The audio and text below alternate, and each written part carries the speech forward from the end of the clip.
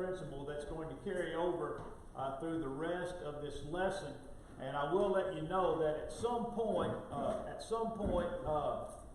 Stroop kind of makes a detour of sorts in his thinking, and we'll talk a little bit about, again, why the context in which the book was written and some of the things that were going on at that time, and I think they are still relevant for us today. Not so much where we are, but in other places, and I'll get into more detail with respect to that. The question at hand throughout the rest of this lesson is the authority of the Scriptures and carrying out the things that the Scriptures enjoin for us to do.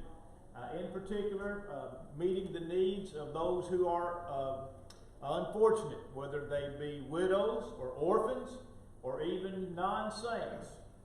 And Stroop is going to revisit the matter of the false distinction made between Christians and the church. That the idea that Christians can do some things and are commanded to do some things, but the church collectively cannot do those things. And we've studied that at length, and I think the case has been made, and rightfully so, that there is no distinction between the Christian and the church so far as obligations are concerned. When we first started doing this is back in early December and January. I talked to a number of my fellow preachers, and even posed some things on my Facebook page to get feedback. And the question that I asked was, what work can a Christian do as a Christian work that the church cannot do? And no one was able to come up with a single thing. Now, there were a number of things that were offered, okay? And they were good ideas, like raising your children and whatnot. But raising your children is not it's a duty of Christians, but that's a duty of all men. In other words, it's not a Christian work. All people are supposed to raise their children right. And so there were a number of ideas, but none of them fit the specified parameters as a Christian work. In other words, as a duty of Christians that would not fall in other areas of obligation. And so, and I talked to, even Chuck Webster came up to Hunt one weekend, and we sat down and we talked about these specific things. I've talked about it with Bill, with Tyler, with Clint Brown. And again, just because we haven't come up with something and nobody among my 4,600 or however many people see my Facebook page didn't come up with anything is not proof, but to me it's pretty strong evidence that Stroop is correct. That anything that a Christian can do as a Christian work can be done by 2 Christians as a Christian work, can be done by 10 Christians as a Christian work, and can be done by the church as a Christian work. And so Stroop is going to come back. He's going to come back to that in this lesson. He's also going to come back to some of the things that we discussed that I wasn't as convinced, but I'm starting to lean toward his way of thinking with regard to some of the misunderstandings about the work of the church and the authority of elders, and so we'll talk about those as they come forth. Now, looking at page 166 and 167 in summary on those paragraphs, the bottom third, and basically the top half, is that the Bible is not given to address every specific situation. But the Bible does address every situation. In other words, God, in some ways, speaks very specifically in the Scriptures. And when God speaks specifically in regard to the Scriptures, we are bound by that specificity. There are other times when God speaks generally with regard to the Scriptures. And there is a lack of specificity in connection with what God says. Therefore, in those cases, we are at liberty to carry out the command of God in whatever way is determined, we determine to be the most expedient way that does not violate some principle or passage of Scripture. All right, for example, in a general way, let's put it this way. Let's just think for a moment about the Great Commission. Go into all the world and preach the gospel to every creature. All right, that's the Great Commission, Mark 16 and verse 15. Go into all the world and preach the gospel to every creature.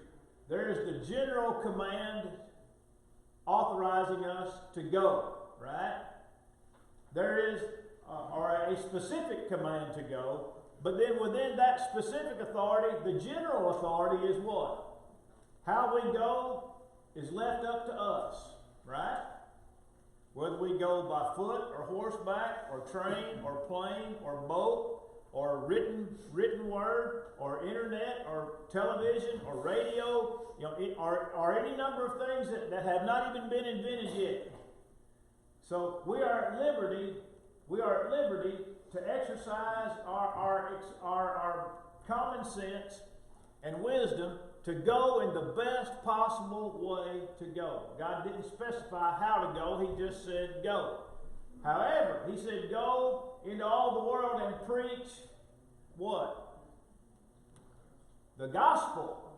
So now there's a specific there, right? We're to go and preach the gospel, which automatically eliminates every other message that we are to go into all the world and preach. The gospel is specified. Therefore, we're not at liberty to go into all the world and preach something else other than the gospel. And so you see, there is general authority and there is specific authority. We used Noah as an example some weeks ago. God said, build an ark of gopher wood. And then He gave the dimensions of the ark and some other details concerning the ark. Noah was specified to build an ark. Right? There's the command. He was given specific details concerning the makeup of the ark, right? Make an ark of what? Gopher wood. Which, when God specified gopher wood, He automatically eliminated every other kind of wood. Right? So when God specifies a thing, He automatically eliminates everything else, which saves us a lot of time and trouble, right? Go and make an ark of gopher wood. The wood is specified. Now, within that, Noah was perfectly free to gather the wood and harvest the wood, prepare the wood, construct the ark in any way that he saw fit, right? Whatever way worked best for him to build the ark, he was at liberty to use those means.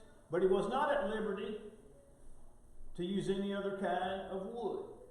He was not at liberty to build it any other dimensions other than 300 cubits long, 50 cubits wide, 30 cubits high. He was not at liberty to change the dimensions of the ark. It was specified to put one door in the ark, to put levels in the ark, and to put a window at the top of the ark. He was given express instructions to do that, right? And therefore he's not at liberty to put two doors in it or no doors in it. He's not at liberty to put windows all the way around the top. So when God specifies a thing, He does so to the exclusion of everything else. And so therefore the Bible can speak specifically and then yet allow us liberty to accomplish a thing in whatever way is most expedient. Just by way of another example, the command in Ephesians 5 and Colossians 3 with regard to the music that is to be given to God in worship. The specific is what? Sing. In other words, now if it just said make music, then what? You're at liberty to do anything you want. You could whistle. You could yodel. You could play the juice harp. You could play the washboard. I mean, there's in other words, anything that we would determine to be music would be acceptable if the command simply said what? Make music. But the command does not make music, is it? The command is to sing, and the command is to make melody in your heart, and the command is to teach and admonish one another in psalms or songs and hymns and spiritual songs. So, by the nature of the command, what is specified?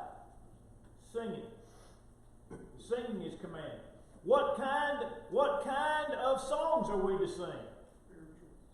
Spiritual songs. In other words, we're to sing songs that teach and admonish one another. So therefore, we wouldn't gather together and sing the national anthem,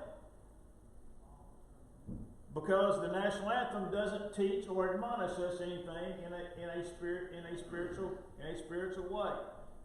We won't gather together and sing "She'll Be Coming Round the Mountain When She Comes." As much fun as that might be. Why? Because it doesn't fit the specified statement, teach and admonish one another in psalms and hymns and spiritual songs, singing and making melody in your heart to the Lord. And so God has specified some things. Now, we've been given liberty in other things. For example, how to sing.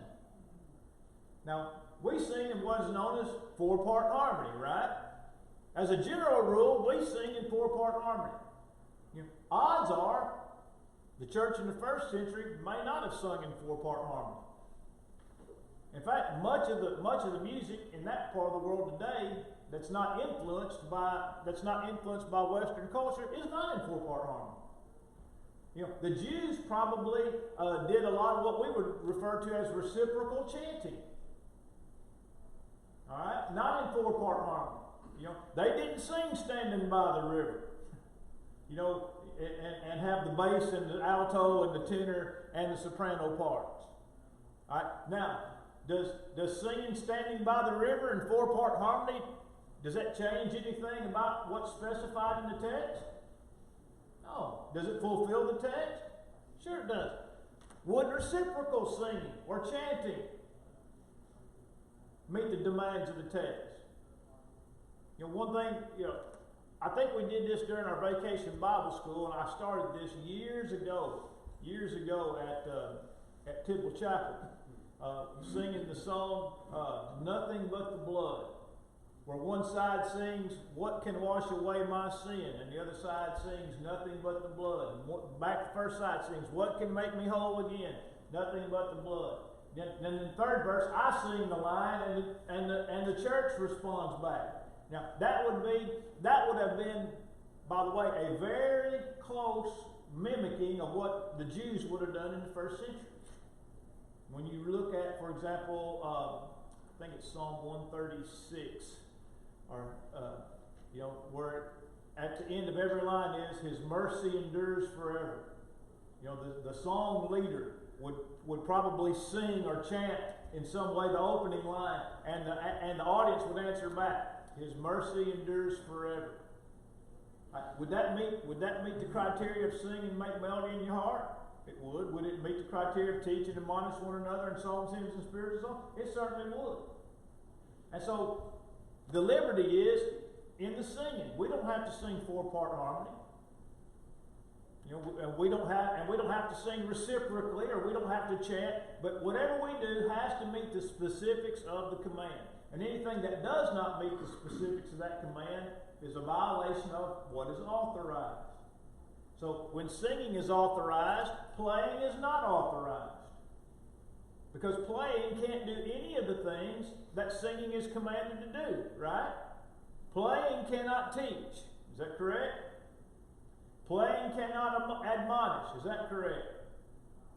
Now, playing is not included in the command to sing. Is that correct? And so we're authorized to sing. But to add beyond the command to sing is to go beyond the authority of the Scriptures. Now, going back to our book on page 167, the second or the first full paragraph, there where it says, "Now let us take a look." This goes back to the matter of major premises and minor premises and conclusions, what we referred to last week in our study of what are called syllogisms. And the premise was, there is no authority to do anything in the church today that was not done by the church in the first century. All right, that's the major premise. The minor premise is the early church did not use homes to care for orphans or the aged in the first century. Conclusion, therefore, the use of homes for the aged or orphans is not authorized by the New Testament. Now, we noted two things with regard to those premises. First, the major premise cannot be proven to be true. That it's unauthorized to do anything that the early church itself did not do. Secondly, and this is what I think where Stroop really makes a powerful point, is that just because the Bible doesn't speak of the church utilizing means of caring for widows and orphans doesn't mean that they did not do so. Do you understand what I mean by that? You know, you can't argue that just because the Bible is silent about a thing, that such a thing was never utilized. So we're to do good to all, whatever we find to do. Right. Now therein is the command. Wholeheartedly.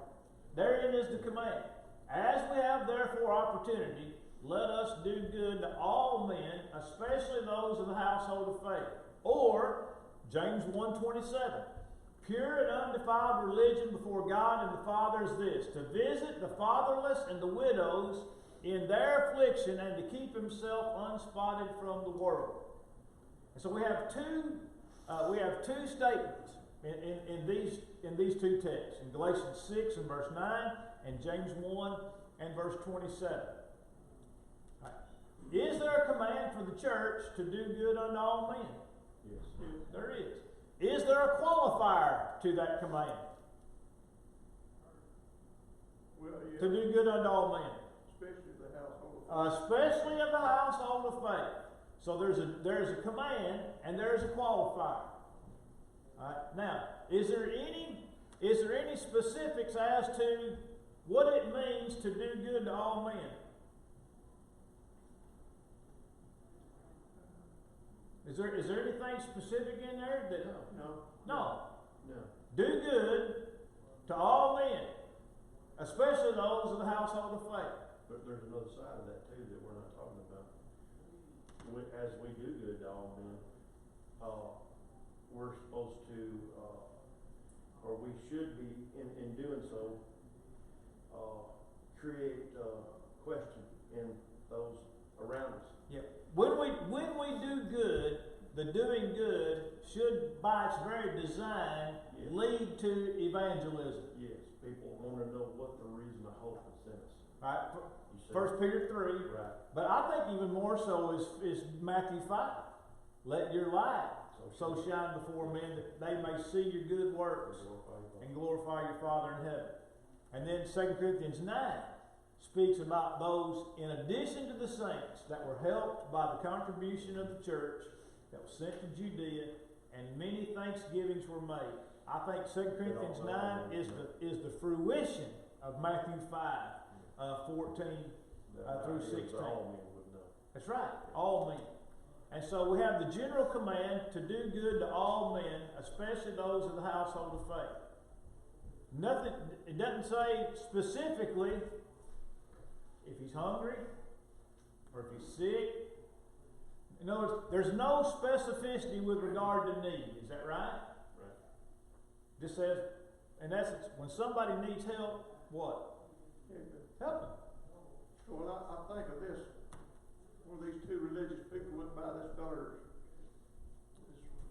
sick. In the Good Samaritan. Yeah. Actually, the story of the Samaritan. Yeah. Yeah. when in you Luke start 10. I think about that because the guy done good. He wasn't supposed to be. He was a sorry feller. Yeah, according in the mind of the Jews. Yeah. Right. Yeah. Now, in James 1:27, it says, "Visit the fatherless and the widows in their affliction." Pure religion and undefiled before God the Father is to visit the fatherless and the widows in their affliction and to keep himself unspotted from the world. Now, what does the word visit mean? Go. What does the word visit mean in that text? Go with an intent to help if there's a need. There you go, Kyle. Is to go with an intent to help if a need is found. All right. Now, let me ask you a question.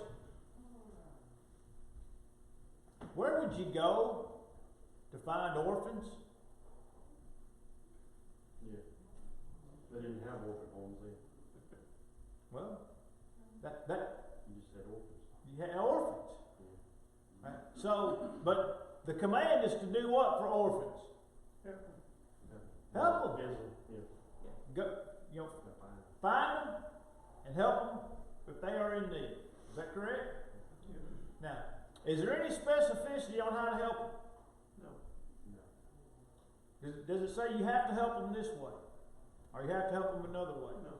Do you have to help them by taking them into your home, or do you have to help them, by creating a home? Doesn't say. Doesn't say. It doesn't say, right? What's most beneficial. So whatever is expedient, the most expedient way for the church to visit the fatherless is the way that it should be done. So there's liberty in that, correct? As long as the church visits the fatherless and the widows in their affliction, there's liberty in how that matter is to be accomplished. The Lord did not specify how to do it. Just like the Lord didn't specify the how of singing insofar as the type of singing, 4-part or reciprocal or chanting or whatever we might think about. And so when men try to bind the how, when God has not bound the how, is when you end up with a situation where men bind what God has not bound. Is that right? And Brother Warren, and I would encourage you to if you can find a copy of this book, and I'm sure it's still out there, on his lectures on church cooperation in orphans' homes. I encourage you to get a copy of that book because it's really the transcription of a series of sermons that he presented, and so it's an excellent treatise on these matters. And he warned. Brother Warren warned. He said, "It is no less dangerous to bind where God has not bound than it is to loose where God has not loosed." Now, in our minds, now I'm speaking, I say in our minds, I know I'm speaking like as if I'm speaking for all of you, and I may not be.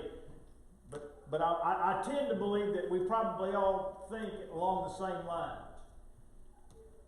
We have it in our minds that we're a lot more lenient with those who have bound where God is not bound than those who loose where God is not loosed. I'll explain. Given the choice, let's just say you go on vacation somewhere, all right, and there's 2 churches in town, and one of them, is really liberal. They may have women waiting on the Lord's table, or any number of other innovations. All right. Then you have the other church in town, which is a non-institutional church. Which one are you going to go? Where are you going to go, Sean? I'm going to go to the non-institutional. You're going to go to the non-institutional church. Why? Because they're doing things that they believe is right, and the other ones are doing things that they don't have authority for. All right. So in other words, because of our and this goes back to Wayne Jackson's book that's on the table back there, because we understand that our non-institutional brethren do what they do because of a respect for the Scriptures, we're more lenient, in other words, we're more inclined to that than we are those who do things for which there is no biblical authority. But it's interesting, the phrase you used. They're doing what they think is right. Well, what about this other group? Are they not doing what they think is right? I think they're doing what they want to do.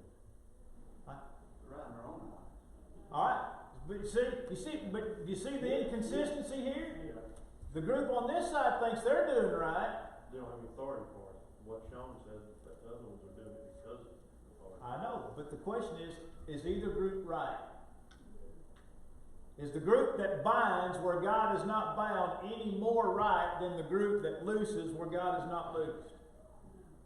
Now look, I'm with y'all, all right? I'm not trying to create a fuss, because Sean, if we go on vacation together and that's our choices, I'm gonna sit right by you, brother. I'm gonna be right with you. I'm not going somewhere where people, act beyond the scope of biblical authority, given the choice. But my point is, it's no less dangerous to bind where God is not bound than it is to loose where God is not loosed. You see? But again, our way of thinking is we're more sympathetic to those who we believe have authority, for respect for the authority of the Bible, than we do for those that we think don't have respect for the authority of the Bible. But the truth of the matter is, I'll just give you an example. Those who have bound where God is not bound claim the authority of the Scriptures, right? But I've got a book at the house by a writer that I respect, and I've learned a ton from Jack Cottrell. Now, he wrote 2 really, really good books on baptism. And he's a member of, I think, a Christian church up in somewhere near Cincinnati, if I'm not mistaken. But in his book on the Church of Jesus Christ, he has a chapter where he says there's authority for instrumental music in the worship. All right? So, the ones on this side are acting wherein they find authority, right? And Cottrell's acting wherein he finds authority. Again, I think they're both wrong. But my point is that we automatically assume that people that are to our left don't care about the Bible, and that's not a place that we need to be. Just because somebody, as I say, loosens where God is not loosed, doesn't mean that they don't care about the Bible. They can be wrong. Just like those that bind where God is not bound, we believe they care about the authority of the Bible, but again, we think that they're wrong. But again, Sean, we're gonna be together on Sunday. Yeah. I was just thinking too, the ones that don't do things because of lack of authority, they think there's lack of authority. On the other side, a lot of them, I imagine, have they put their want before the Scripture. Yeah. Let me carry what you're talking about just one step further.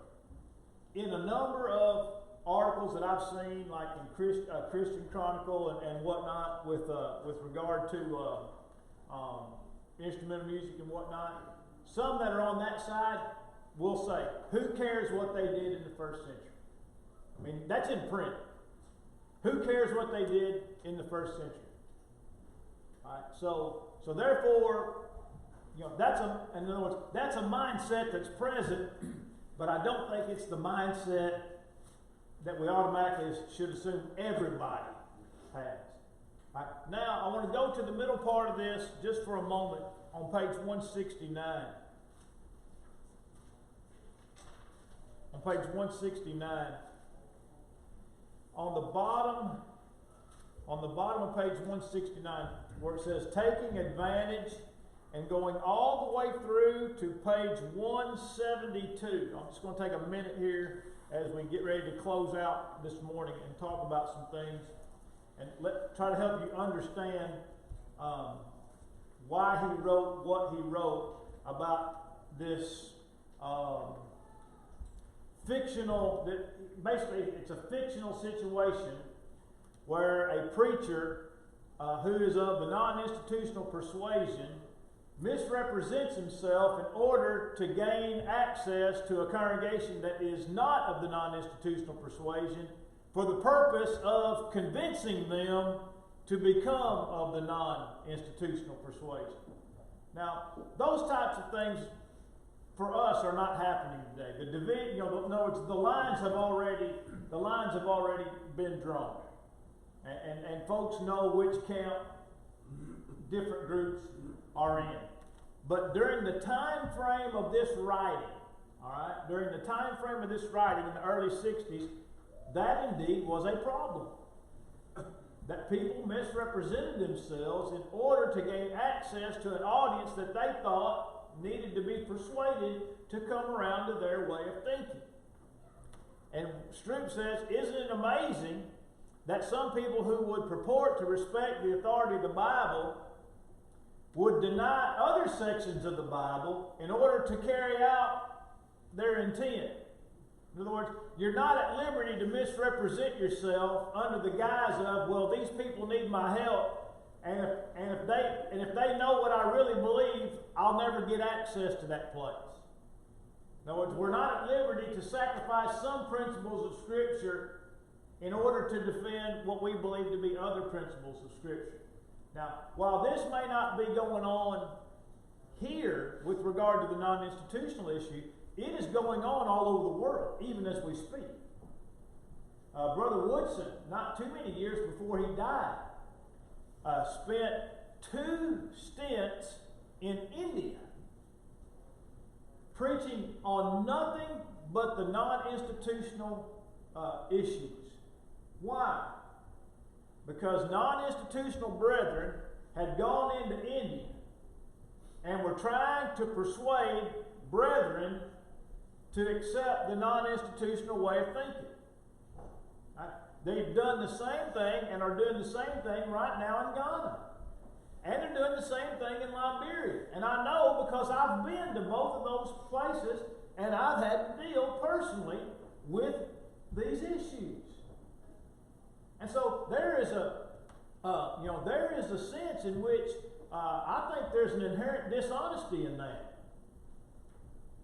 That guys are going to go over in the guise of doing mission work and try to convert people that are already Christians into believing their views on non-institutionalism. That shouldn't be their first message. I know. But that's the guise that's the umbrella under which they go, is to do mission work. But basically all they're trying to do is evangelize our people to come around to their way of thinking. When we were in Liberia, not long after, we were in Liberia, I think it was 2009. Yeah, 2009. We ended up having problems because some of our brethren were being bribed to preach the one-cup doctrine. There was a church out of Indiana, a one-cup church out of Indiana, that was offering to pay the support for those preachers if they preached the one-cup doctrine. And some of them did. And the going rate was about $350 a month, which in Liberia was a lot of money. And so we had guys over there in Liberia preaching the one-cup doctrine for the soul, because somebody in Indiana was willing to support them more than we were willing to support them.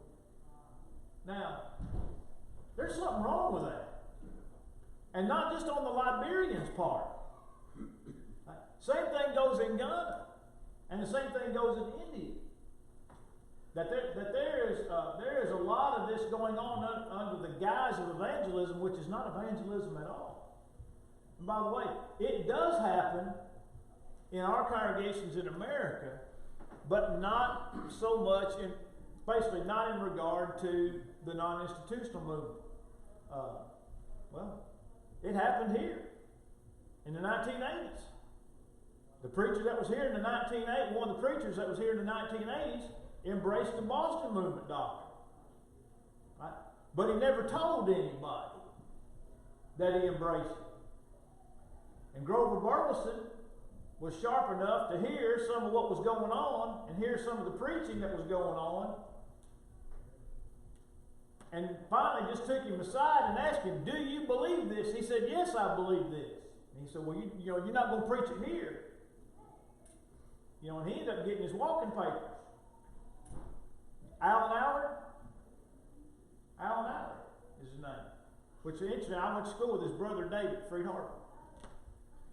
But he came in and he's going to preach Boston movement doctrine, but he's not going to tell anybody in the church that he's preaching Boston movement doctrine. He's just going to try to convince everybody of it. That's dishonest. I mean, that's just patently dishonest. And I'll give you an example, another one in Alabama. A young man was preaching, and he bought into the AD 70 theory. That all biblical prophecy was fulfilled in AD 70, and that the judgment took place in AD 70. That Jesus returned in AD 70. I know that some of y'all are looking confused because you've never heard of it, and that's good. I have. Yes, I've done been through that. Alright, so he's embraced AD 70 doctrine. Well, guess what? Some of the people in the congregation are like, why do we keep hearing sermons on Daniel 9 and Matthew 24 over and over? In other words, why is he unable to preach without talking about Daniel 9 or Matthew 24? So guess what? Have to take him aside. You believe AD 70 doctrine? Well, as a matter of fact, I do. Well, you've got 4 weeks to make up your mind whether or not you want to preach AD 70 doctrine or you want to find another place to preach. And after 4 weeks, he decided he was still going to teach AD 70 doctrine. And they fired him. And one of the elders that fired him was his grandfather, and the other elder that fired him was his dad. But that's dishonest. That's dishonest. And this is what was going on in the 60s. This is what was going on in the 60s when Stroop wrote this book. Our non-institutional brethren haven't built very many church buildings. They've not built very many church buildings. What have they done? They've taken over buildings that were built by what I would say, faithful brethren, and managed to either coerce enough of them to leave or convince an eldership, and the rest of them had to leave, and they got the building. Now look, that's just a matter of fact. And that's just a matter of fact. And so that's why Stroop goes off on this multi-page fictional account, because it's basically a parallel of what was going on in that time. And so, and he obviously closes with the matter. He closes with the matter of that it is ungodly. It is ungodly to present oneself as one thing in order to convince somebody to be something else. All right. Next week we're going to the 180, the Human and Divine Organization of the Church. And then after that, we will begin our new book, which is Making God in Our Image. And there are copies on the back table on the left.